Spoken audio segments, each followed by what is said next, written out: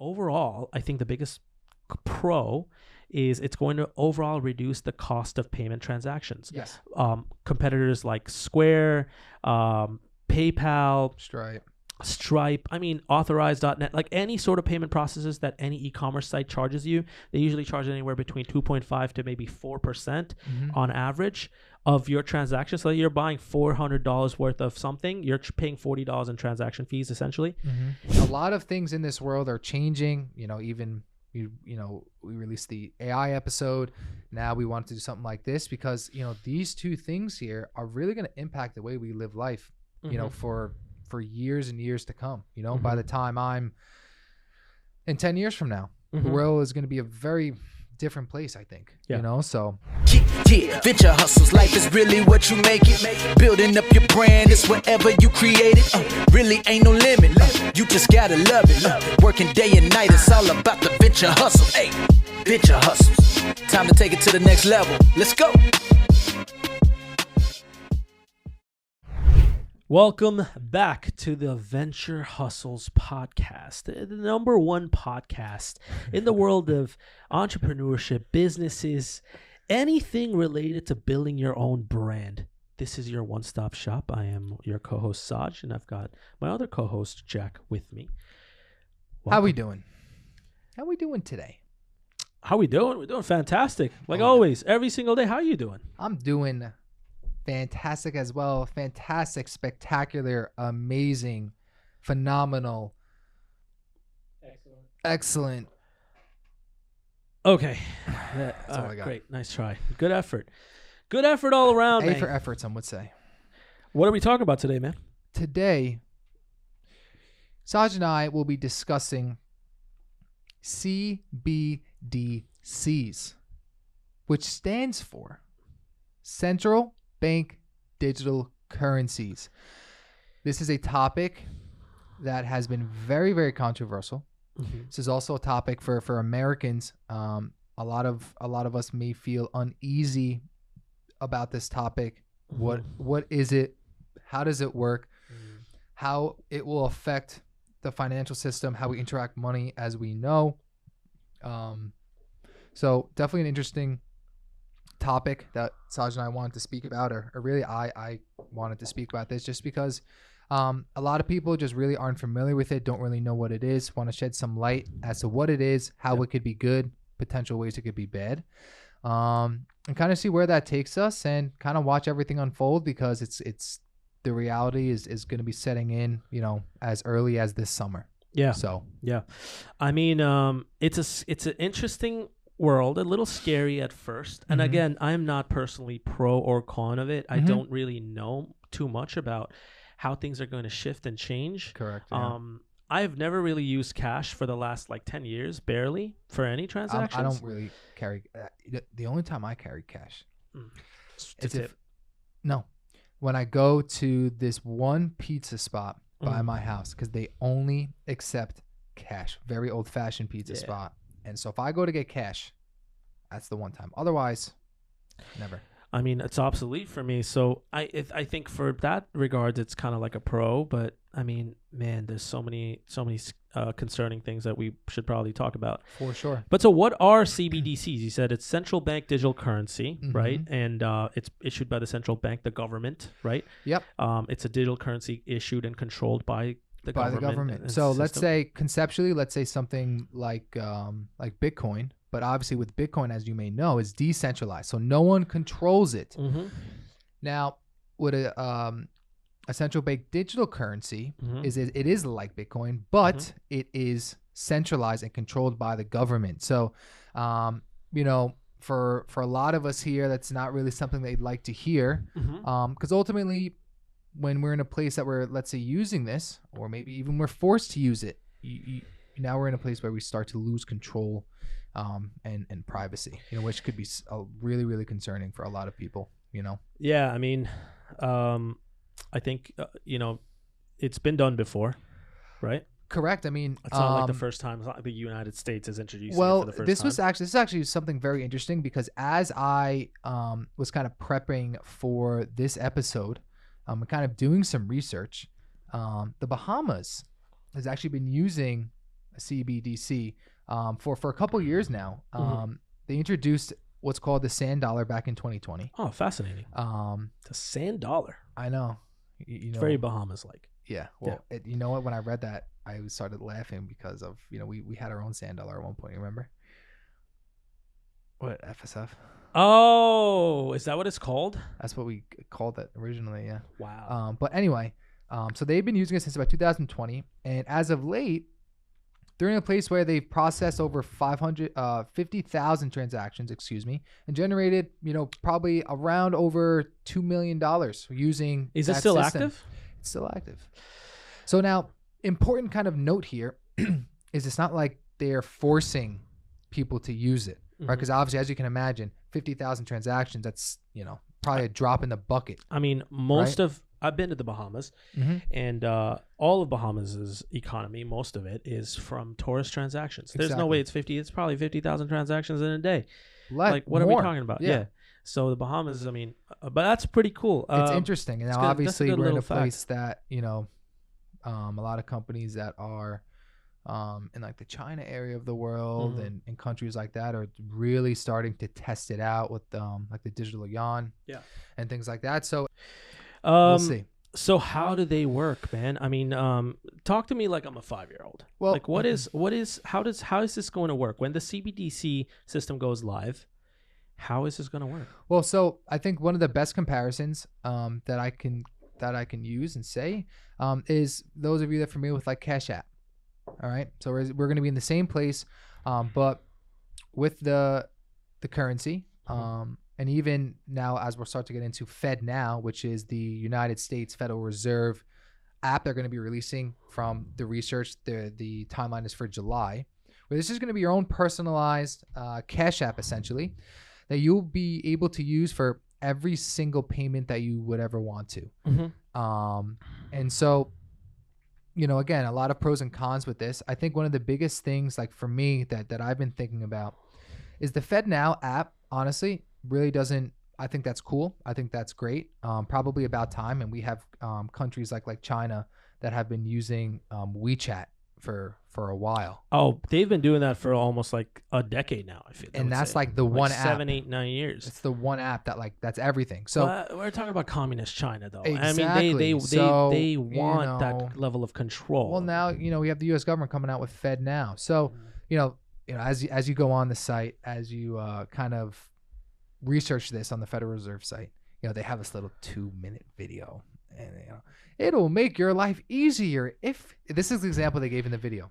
Regarding FedNow, when we do get to certain points here, I want to highlight. Think about all the times that we have deal with customers from a business angle. I know. And by the way, FFP is we've always been very transparent when it comes to our taxes and everything else.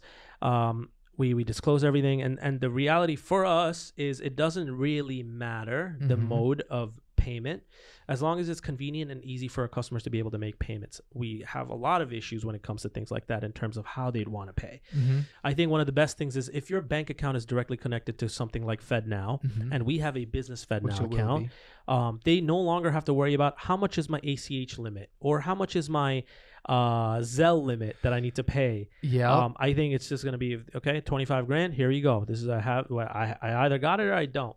And that's pretty much how they brand it. And for us, I don't really give a shit if you're paying us in FedNow. I think that's great. I think it's another option that we're going to, as a business, we're going to take payments from customers, because guess what? It's going to go straight to the bank and straight to the main account. And we're going to disclose it anyway. I think the problem is your little pizza shop that you walk into with cash. Why do you think they only do cash only? Because I wonder. Uncle Joe over there flipping pizzas. Uncle Vinny, man. Uncle Vinny? Shit. Shout out Uncle Vinny. Uncle Vinny over there collecting Giacchino's $5 a day, and he's probably making a living off of you from those pizzas at this point, just you alone. And then all these other people that are paying him in cash. Now, my man's probably making let's say $200,000 in a year. Off of cash, he's saying to the government, I have only made $50,000. Yeah. And look, there's nothing wrong with that. I mean, I have my own ways how I feel about taxes, and I mean, God knows I get wrecked on taxes every year. But those mom and pops. They're going to be devastated. They're going to be devastated. I mean, those cash-only shops. I mean, there is no what good is your cash when your cash isn't going to be accepted by the banks anymore?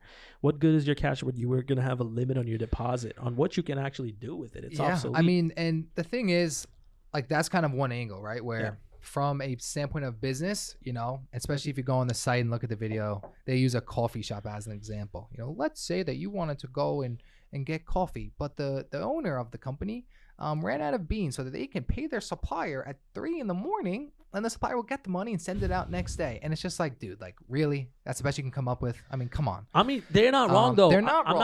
I'm not supporting or saying it's. First of all, I have my own reservations about this whole system, and it has nothing to do with what you're saying. Yeah, I see how they're marketing and promoting it. They're like, dude, but like it looks like they took icons from, like, you know, they bought the icons for $1.99 and they hired an editor. probably did. And the thing is, though, at least their content sounds like how I would ideally promote it too. I'm not gonna lie. How anyone would promote it. How else are you gonna fucking promote it? Yeah, It's I like know. an attractive idea. Yeah. It's like, hey man, So- we're about to leave a you will never have not a paper trail anymore. Every single thing you do, the government, we will know. We've already been watching. Now we're gonna be watching. You're never gonna get away with anything. Every little coffee bean you buy.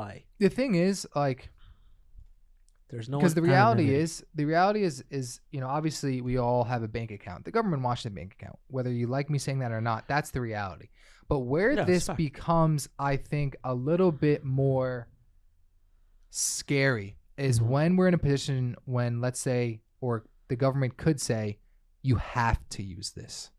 I mean, no, they're That's- eventually gonna do that. That's where it gets scary. You have to use our digital currency now, right? So they're not. You don't. So cash is cash. Correct. The currency itself doesn't change. The method of transacting the currency does. Mm-hmm. And these little green paper items that humans value so much, I first of all think that's stupid. I've always thought cash was the dumbest thing in the world, but I liked what it presented, the anonymity. Even though I've never personally used it to be anonymous. I'm not like a rapper that has $100 million or $10 million or $1 million just in my safe, all cash. I don't. Like I will buy all gold. Like, you know what I mean? Like, but I will not do cash. I don't value the US dollar the way a lot of people do and a lot of traditional people do. And that's the reality, is that the common misconception behind this whole thing is, man, yes, we are going towards a cashless society, but other countries have already done this. And it's not really going to impact from a grave, like, transactional perspective. I think it's going to that make part should get better. it's just going to get significantly better. Mm-hmm. What's really going to happen that's alarming is that the government already knows X, Y, and Z facts about you. So does big tech, big media, big pharma. Every single move that you make, your health, your wealth, your social footprint, your carbon footprint, everything's already tracked. Now, the government will know every last penny and dollar that you have. And that's the one thing that I do not like. And that's why I'm so bullish on crypto. So everybody that had any shit to say about cryptocurrencies, come aboard again. And that's why we're seeing a rally, because of that. Without a doubt. And I think also something to consider, and you know, between that point you just made, and this is also like the other big point for me, is in regards to specifically the currency. Let's say that the Federal Reserve released, U.S. coin. There's going to be a moment in time, there's going to be a period where it's like, hey, you have to convert your cash to the coin. Yeah. That's for me. Like that, coin as in like a crypto coin? So they're going to have, let's say the U.S., the Reserve, releases their own U.S. coin, which essentially will be the digital currency. Okay. The point for me where it kind of gets scary is two things. Number one, them forcing you to convert your cash, your green cash, your blue Benjamins into the digital currency. Yeah. Okay. Now, on top of that, forcing you, but then who's to say it's going to be 1-to-1?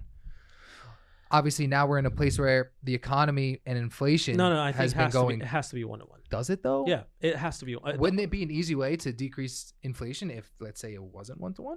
No, I mean, part of the reason why inflation exists is because of the amount of money that we printed. But that's exactly. But the reality is that's a theoretical concept, man. Like, money that we printed doesn't really mean physical money that that the U.S. government has printed. It's just money that is in No, distribution. it's that a dollar is not worth $1. It says $1 on it, but it's actually worth like 80 cents. Yeah, I know, but I get it. Yeah, but yeah. I'm saying like the foundation behind it is like the money that we distributed during COVID and everything else. Like, I mean, we've never been in a place like this. The U.S. economy is in the shitter because of what we've done during this process. Yes. And the reality is, it's the way it's been distributed. It's not about actual physical. Like, I don't think that changes. I think the U.S. economy. That's what I'm saying. I think it could is the thing. It could, because they would have all the control. There's nothing that you would. If they came out tomorrow and said, "Listen, by the end of 2023, you must have all of your earnings, cash, essentially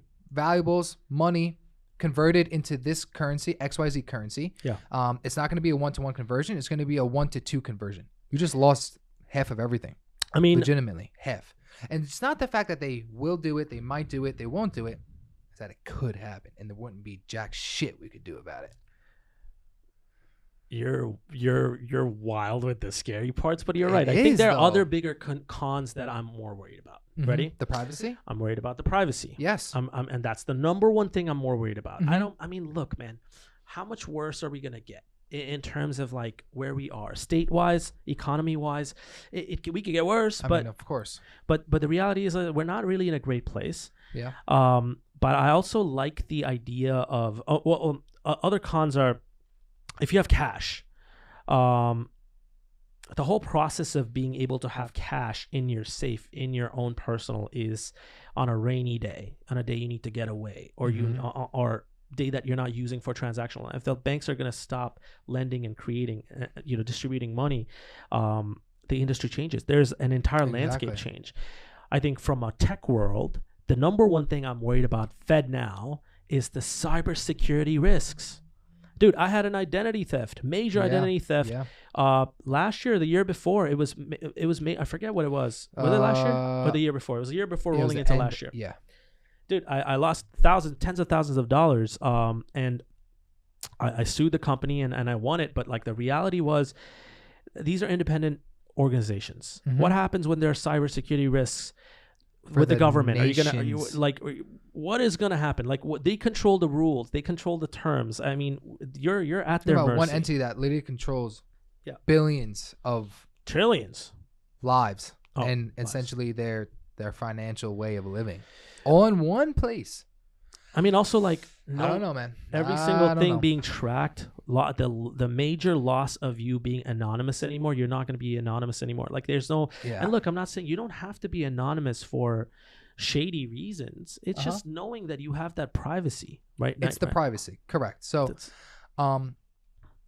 I'm not sure where it's going to go, to be honest with you. But I guess we'll have to wait and see. We'll see what version 1 of FedNow looks like in about 2 months, in July of the summer of this year. That's the launch month as it sits right now. So, from a prediction standpoint, I think by the end of the year, we're all going to be using it one way or another. I mean, we're here now. They've already put out dates.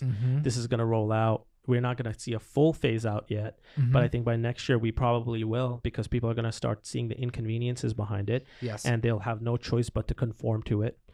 People can rebel against it, but in reality, they'll see more of the pros. I think the pros are the convenience, correct, the transparent, the transaction payment efficiency, correct, the reducing the cash inconvenience, right? Being able to carry it. So I mean, it's an archaic little green paper, right? And overall, I think the biggest pro is it's going to overall reduce the cost of payment transactions. Yes.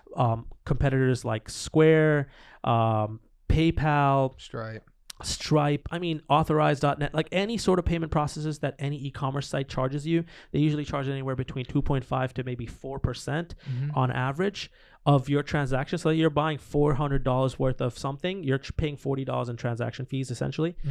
And I think because they're going to see that the government is now offering you a cheaper alternative to buy these things at, let's say, 0.5% of a transaction fee, very attractive, all the other companies will now have to drop their fees. And that, I think that might actually be really, really good from a transactional perspective.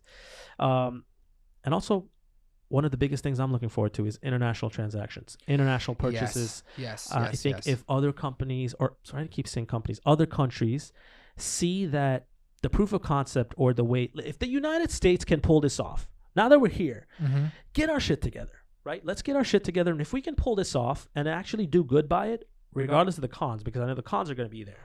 Yes. I have my reservations, so do you, and millions of other people do.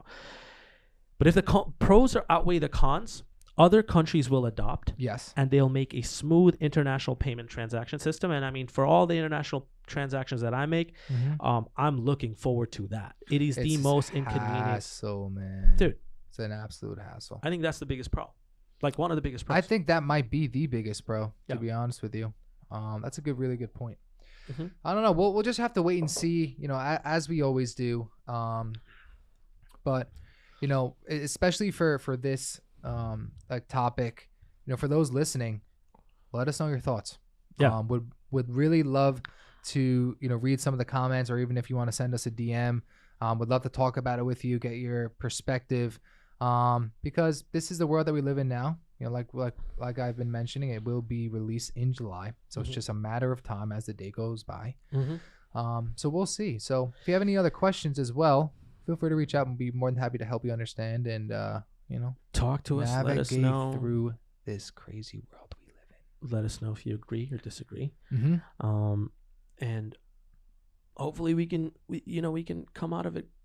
We always do better. Well, we'll always come out. So I don't know. Sign us off, Chin. With that being said, it's always a pleasure, Mr. Saj, speaking with you. About these topics that might be controversial, that might be, we kind of talk through together here and give all of the points and outlooks here and different perspectives. But for our listeners and watchers, as always, we hope you enjoy the rest of your day and night, no matter where you might be listening from.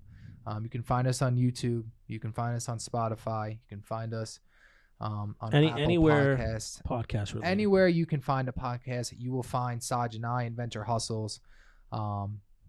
Enjoy, and we will talk to you very, very soon. See you next week. Yeah, venture hustles, life is really what you make it. Building up your brand, it's whatever you create it. Really ain't no limit, you just gotta love it. Working day and night, it's all about the venture hustle. Hey, venture hustles, time to take it to the next level. Let's go.